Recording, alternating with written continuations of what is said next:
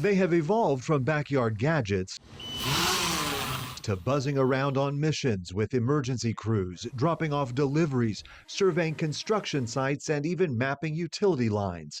Drones and their growing popularity forcing public safety leaders to think beyond convenience and consider how bad actors might exploit them when the world's largest sporting event lands in North Texas. We were the first police department in the United States to be authorized by the FAA to fly these vehicles in commercial Class B airspace. Arlington was putting drones in the air well before Super Bowl 45, turning them into high-tech lookouts above crowded corridors.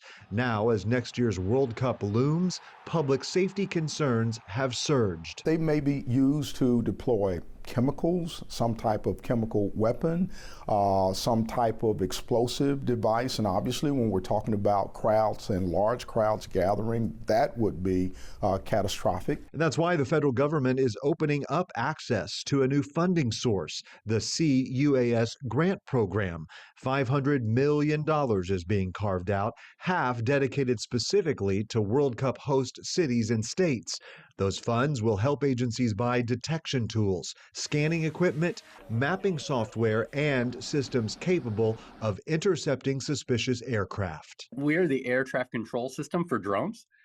We help secure the airspace, identify drones that are flying. Airspace Link is among the companies assisting and consulting with law enforcement.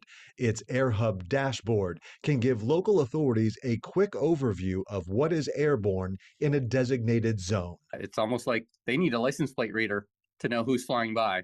And that is that next phase in advanced aerial mobility.